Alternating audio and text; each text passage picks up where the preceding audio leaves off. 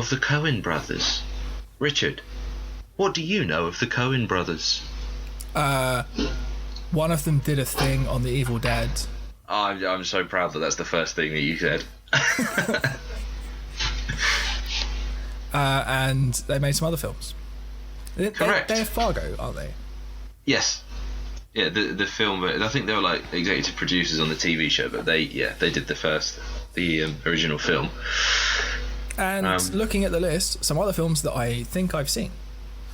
The Big Lebowski. Have you seen that? No. That's fantastic. You need to see that. Have you seen No Country for Old Men? As it turns out, no. Okay, that's another one you really need to see. Do you know what? I think that might be, apart from, Fargo, now Blood Simple, The Big Lebowski, No Country for Old Men, I think they're the only Coen Brothers films I've seen. Not even The Ballad of Buster Scruggs, which came out over Christmas. Have you not seen True Grit? No, I was at college when it came out, and I remember seeing posters everywhere for it. But I'm like 90% sure I've seen it. It's got Haley Steinfeld in it, the one from Pitch Perfect 2. Oh, and Domhnall Gleeson as well. Donal. No, I don't care. Or did you say abdominal Gleeson? That is, yes, I said that. That's the one I said. A little joke for the wittertainment listeners among us. Ha ha ha. It's fine, no one's listening to this. So which ones did you... Which ones of theirs have you seen then? I think True Grit and Blood Simple. Oh, okay. So well, actually, in fact, I was just at the top of the list. Yeah. Oh, are they the Hail Caesar? Is that Hail Caesar was one of the worst films I saw that year. It is fucking dreadful. Yeah. Well, it's just I know that Tom Felton did a period piece set in Roman times. I have no idea what it's called. And I don't want to see it. But it's not called Hail Caesar.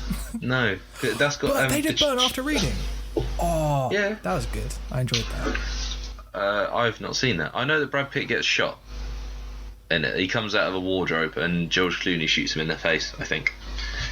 Yes, it's been a long time since I've seen it. Yeah. No, yeah, so I want to see Bridge of Spies. That looked really good. They wrote it, I think. They didn't direct it. Listen, this here, ready? I've just reached over. That on my microphone.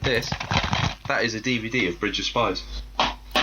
I keep one about my person at all times. I was just looking at the ones they had accolades for. Now I'm looking at the list, and it's the Bad same. Santa. We tried watching Bad Santa over the festive period, which has just been, and fucking hell, that's an awful film. But Lorelei's in it, but not in a good way. So yeah, Blood Simple. They've got a film coming out soon called Dark Web. I want to see that. Are you sold on just the title? Yes. Fair play. There's no other information about it. There's not even a link. I read somewhere in my research, which I did just before we started recording, the reason that Joel Coen is the sole credited director is something to do with the fact that with the Guild of Directors in America, you aren't allowed to have a joint co-directorial credit. So for the first few films of their career, it's Joel is credited as a director when really it was both of them. Oh, that's interesting. Isn't it bloody really? Yeah, because obviously we're doing them as the Coen Brothers. Yes. And then it came over at the end, directed by like Joel, and I was like, oh shit. They have 45 Oscar nominations between them and 7 wins. Is that it? That's quite good. I mean, a lot of people struggle to get one. Yeah, we would definitely get one if we tried. Yeah, I'm sure. Oh, Frances McDormand, she got... Oh no, wait, I'm getting confused with Fargo. the Razzies. The bad ones. I mean, we're as likely to get... Oh, here we go. Frances McDormand is married to Joel Coen. That explains it. Ah. Well, yeah, no, I guess, should we move on to the film? Yeah, sorry, I was just doing a bit of background on the Coen Brothers. Right, Blood Simple then. Do you know what Blood Simple refers to? The title? Things not being that simple when there's blood involved. You're half right. It's something that could be said of all the Coen Brothers work. It's a theme that runs throughout a lot of their the crime elements of their films. So Blood Simple, the films, it's from a novel called Red Harvest, in which the term blood simple describes the addled, fearful mindset of people after prolonged immersion in violent situations. So it's basically people doing stupid stuff when there's been naughtiness going on, and there's a lot of that all the way through their work. Also, there's a alternative metal band called Blood Simple. I've not sampled their particular musical delights, but I'm sure they are lovely, lovely right, people. And I'm not planning to. Oh, they're not together anymore, or at least they stopped in 2008. Alternative metal, metalcore, groove metal, new metal. I prefer old metal. Doesn't sound too bad. Oh, they've got an album called Red Harvest. Huh. Yeah, but that makes sense. This film is... Back to the film. The thing is, I didn't enjoy up until...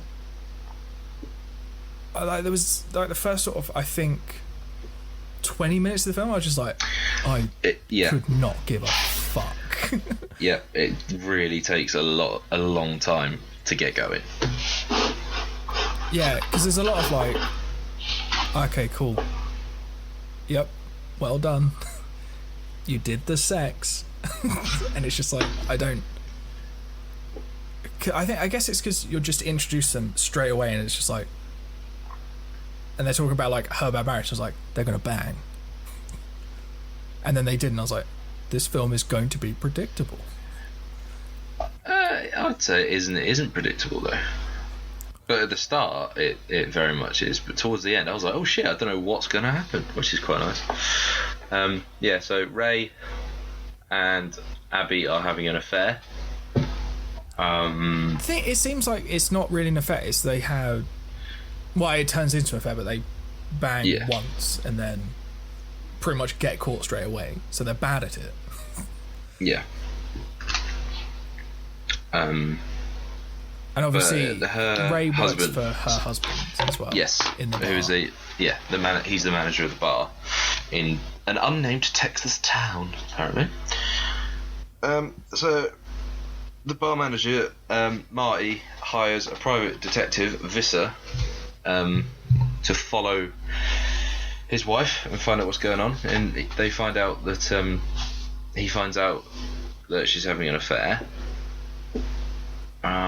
And then it's then that he drives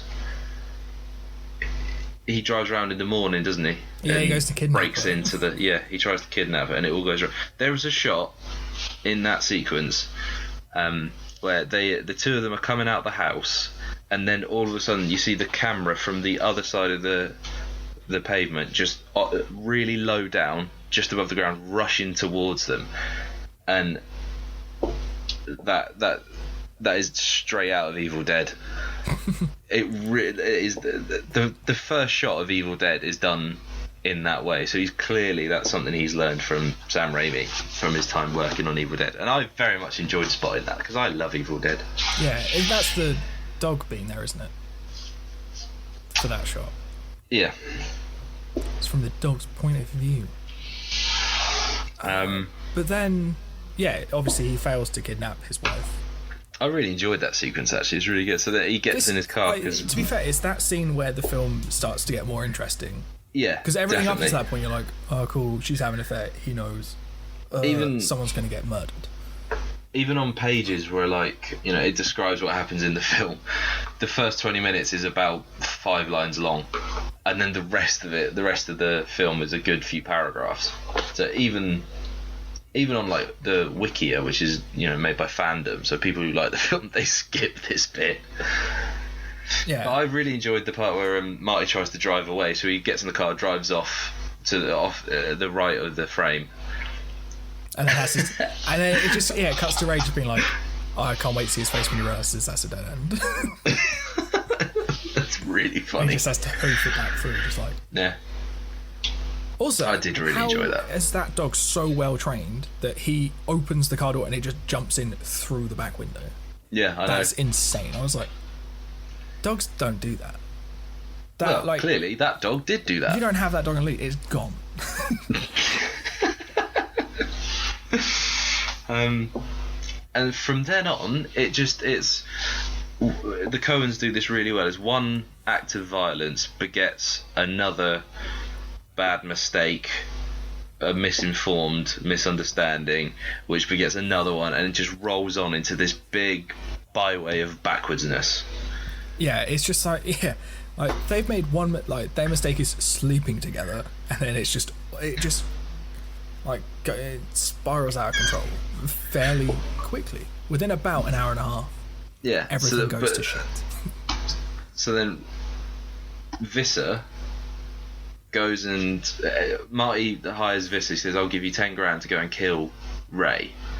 Was he Ray or both of them? It's both of them he wants dead, isn't it? I think so. Visser, Yeah. He pays him to kill both of them, which is a massive overreaction. It is slightly, but this is America. You can get guns. This is what happens, everywhere. So he goes around to the house, takes pictures through the window of Ray and Abby sleeping. Then it cuts from that straight back into the office where he's showing the pictures of Ray and Abby with bullet wounds in them. Marty goes and throws up. Did you realise those photos were fake? Did you realise in this scene? I didn't realise. I had it in the back of my head because it cut away from him. It didn't show him committing the murder, and I actually wrote a note saying, "You don't see the murder happen. Murder didn't happen." Yeah, there's like on the forgeries. There's like one really weird shot of like they do quite a close-up shot of like the gunshot on his wrist. And it's I've and wrote a note of that. From that, I was sort of like, I don't know if these are real pictures. Yeah, pictures show bullet wound in the wrist. If he was sleeping, why has he shot him in the wrist? Yeah, I mean, overall, unless he's trying to defend himself, why would you shoot? Why not just like a couple shots in each head and just be like, yeah, they're definitely dead. So then, that's when my suspicions were, and I started writing notes saying, did they cut a deal for the 10 grand? Are they going to frame Marty for it? Is he then going to try and go for the safe when Marty's off in the toilet throwing up? This is Visser. So I was like, both sides of them are shady about their respective crimes. So Visser says, "Don't worry about the murder. I've taken care of it. Where's the money? Where'd you get the money from?" Because he's saying I couldn't afford 10 grand to Marty. Marty says, "Don't worry about the money. I made a call. I got it." So mirroring that, and then just straight up kills Marty. Yeah, but with Abby's gun that you see earlier when fucking manager Ray. Oh, Marty breaks in and she pulls the gun on him when she's being kidnapped. Crucially, it's got 3 rounds loaded and 3 empty chambers. Yeah, which is like a weird way to keep a gun anyway. But I was thinking about this. I was like, why would you do it? But then I thought, it's a safety thing. So like, if you accidentally pull the trigger, you've got 3 chances of not shooting your own face off before the bullets come out. I wondered if that might be why. Russian roulette, but the odds are not in your favour. The odds aren't in your favour for Russian roulette anyway. They're more in your favour than having half of the chambers filled. Or if you're Darren Brown. Oh yeah, that was good, right? I remember I watched it live and was like, oh my god, he's going to fucking shoot himself on live telly. I remember my parents watched it. I think I was slightly too young. I was definitely too young to be watching it, but... So Visser leaves. Ray comes in, finds Marty's body and Abby's gun, puts 2 and 2 together, makes 5, and thinks Abby's come here to kill Marty because he knows we're having an affair. To be fair, he assumes the thing that like you would assume in that situation. It was like, after obviously he kicks the gun and it goes off and he's like, oh, why the fuck's there? And that's the only, I think that's, otherwise he probably would have just left if he hadn't like kicked the gun, saying off and then gone, why the fuck's there a gun on the floor? They go, oh, Abby's gun, Abby's husband. But he's putting the same thing together that the police would put to get to. The police, who are entirely absent from this film. Well, I think this film must only happen over what, like 2 days? Yeah, if that, I think. And I guess because no one phones in. Yeah. And yeah, just they're only going to start asking questions when people are missing. So Ray starts clearing up the murder scene. And it's while he's doing this that he looks up and Marty's no longer in the chair. No, that's not it, is it? No, sorry. He drags him out to the car, drives him away, he's been mopping up the blood with his clothes, throws them in an incinerator on the way out, and then he pulls over, right? He pulls over in the car. On a field that is worked. Like, this man does not know how to dispose of a body. This is maybe my biggest problem with the entire film. No, this is what the Coens do over and over again. They have stupid people making stupid decisions in extreme circumstances. The film is called Blood Simple. It makes you simple because there's blood. This is exactly what they're on about. Like, I'd probably panic, but I still know not to. Like, don't drive to a field that has been recently ploughed. And dig a hole. And I think he doesn't even try and finish it to make it look normal. It's just like, yeah, there's just this nicely ploughed field, and there's just a big pile of dirt in the corner. It's like, I wonder what that is. I haven't got to that bit yet. We're nearly there. Well, yeah, no, he's digging a hole. Marty's crawling away because he's not actually dead. Because he's not dead. Yeah, because I wrote in big capitals that Marty is still alive, because I genuinely didn't see that coming. Yeah, no, neither did I. I was just... I mean, I don't know, maybe. There was no real evidence for it. No. But, yeah, so then Ray, sort of, you see him considering, should I finish him off? He's, like, sat in the car again. It's like, should I hit him, should I not? Gets out and starts... He does that really cool shot where he's walking over to him, but dragging a shovel to his body. Yeah. So you think, oh shit, I was expecting to get hit with a shovel. But then he doesn't. So he starts burying him alive. Which is horrible. Yeah, I think that's infinitely worse than hitting him in the face with a shovel. Yeah. But I guess in his state of mind, although he's covering up the crime, he's not he doesn't want to actually participate in the murder. But he seems to not mind clearing it up, which is weird. And he keeps the gun because he's a fucking idiot. He's like trying to clear up all this mess, and he's like burning the clothes he used to clean it up, burying the body in a field so it's going to get found in like a couple of days. Yeah. As soon as someone can see it, they're going to be like, "What the fuck's been digging around my field?" And then keeps the gun. Like, he's not a good criminal. Well, then Marty gets hold of Abby's gun, aims it at Ray, pulls trigger 3 times. As we know, 3 of the chambers are empty. Well, no, 4 of them would be empty now, isn't it? 5. There's only 1 bullet left in it at this point. Oh yeah. Oh, that's right, because he kicked it, didn't he? And it went off in the office. Yeah. And then, so he finishes burying Marty.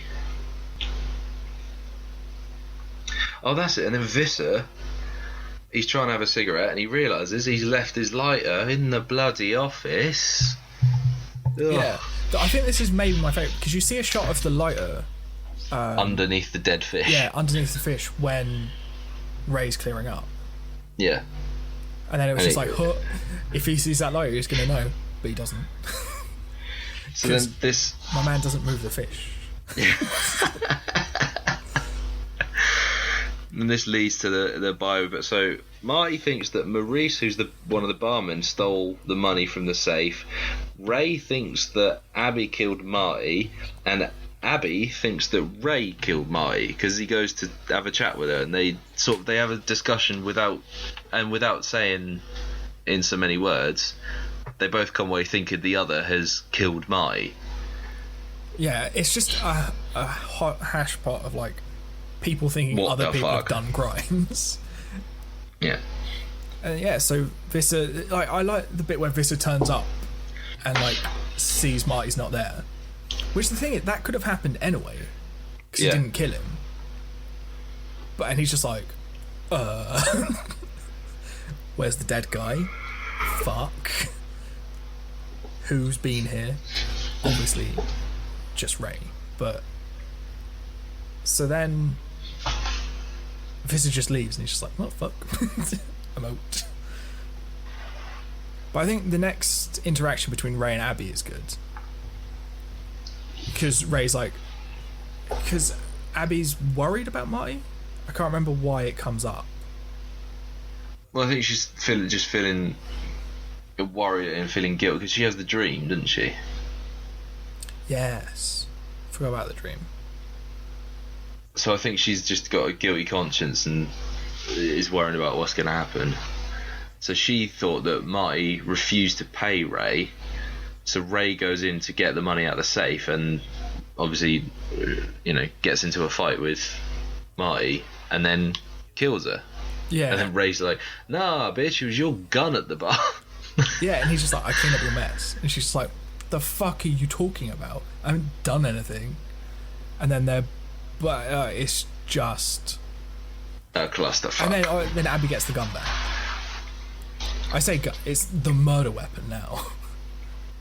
He's just gone, "A lot of people have touched it, but it's yours. So this is..." Like, the thing, as soon as anyone finds the body, she's going to prison. If the police are in any way anywhere to be seen. Yeah, or exist. This is in like a weird world where there are no police. Texas. Yeah.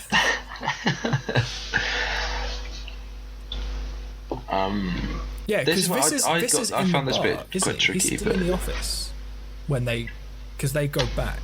That's right. Abby's looking round, and that's what they find. Ray finds the pictures, the doctored pictures of them, and so he finds the original, and then sees that Visser's tampered with them and made essentially like an early Photoshop job.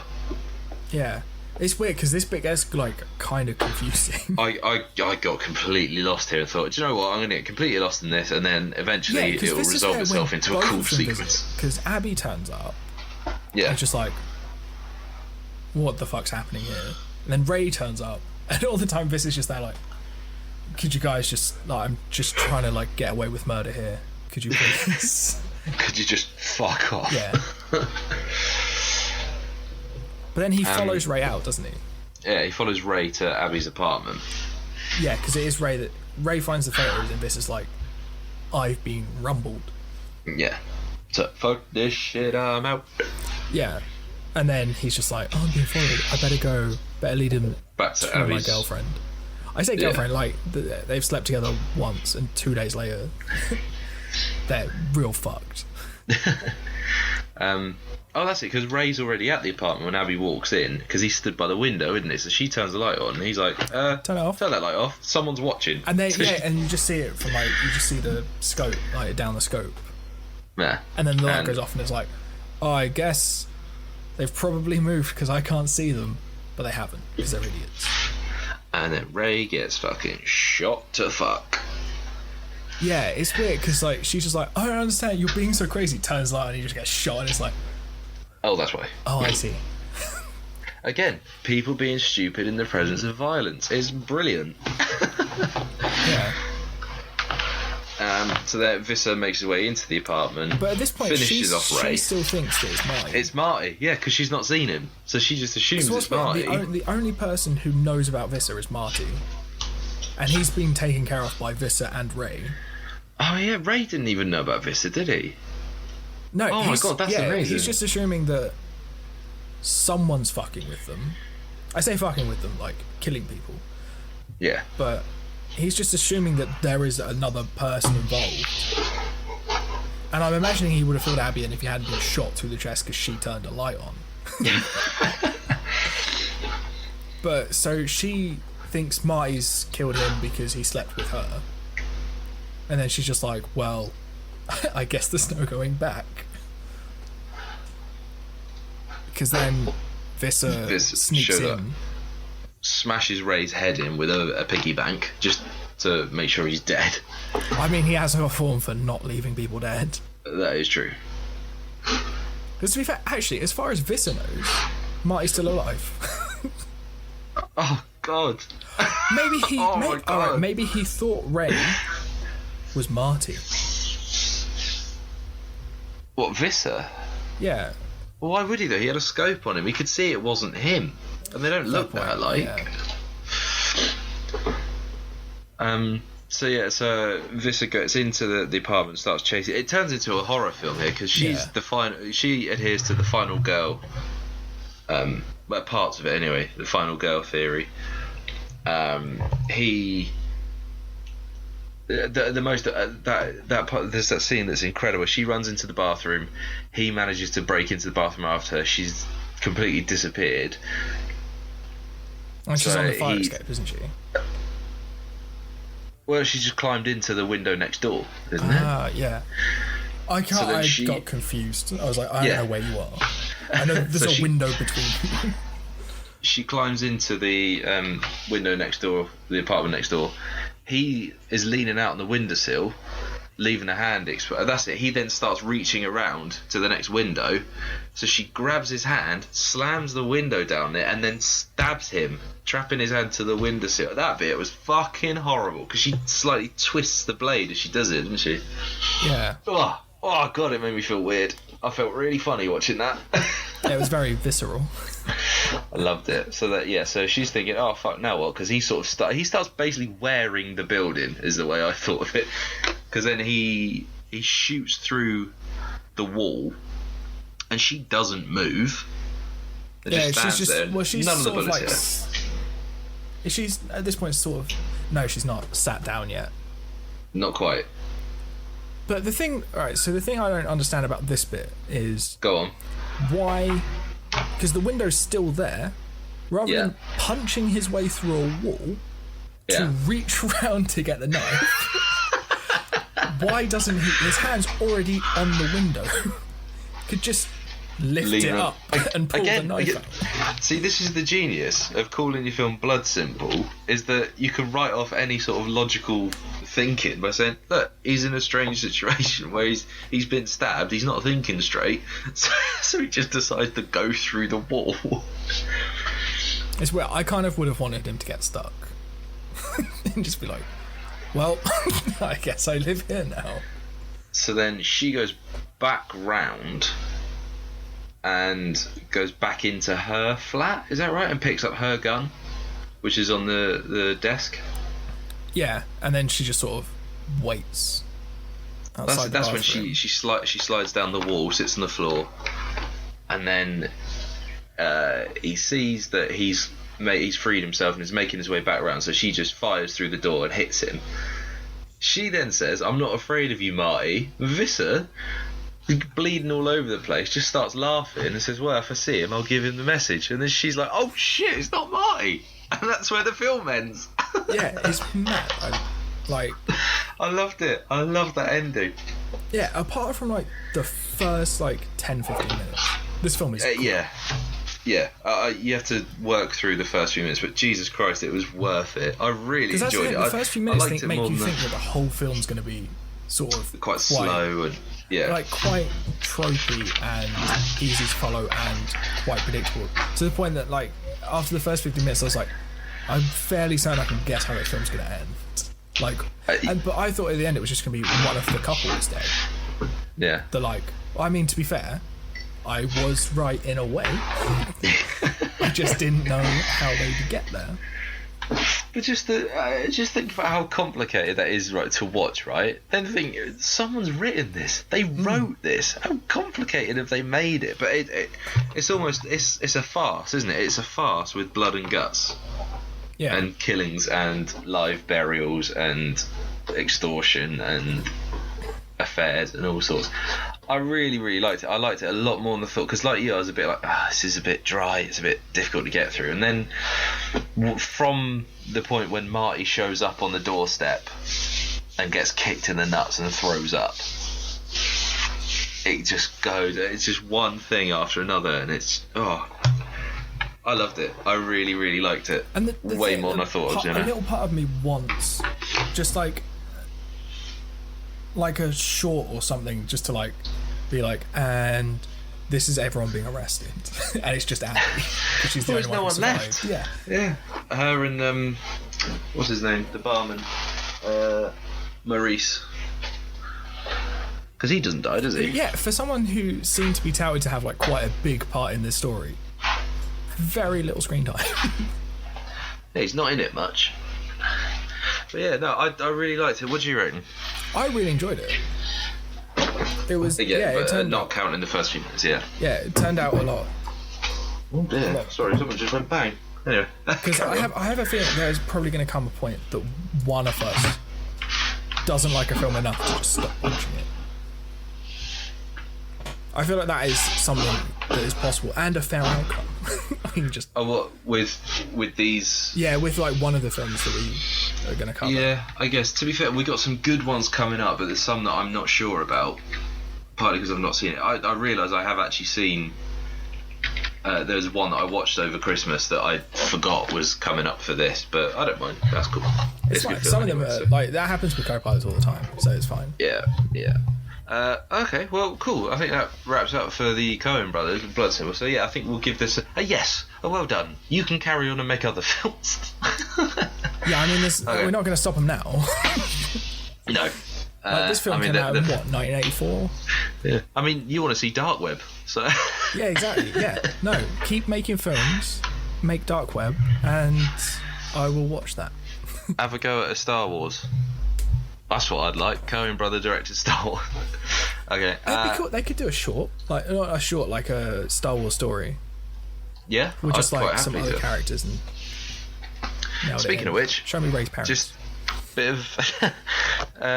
a bit of background. I watched most of Solo again today, and I realised I like it a lot more than I thought I did. I know I liked it, but I just thought it was decent. But having watched it again, actually, it's well good.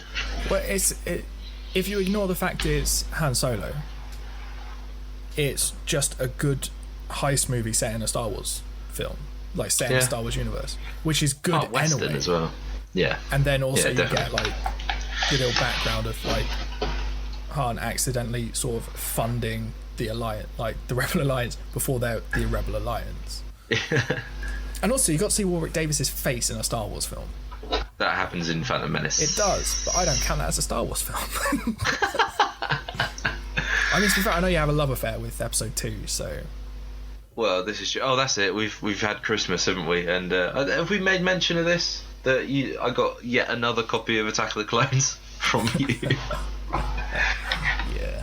So I now have. Hang on. I think there's 6 copies. It's only 6. At the minute.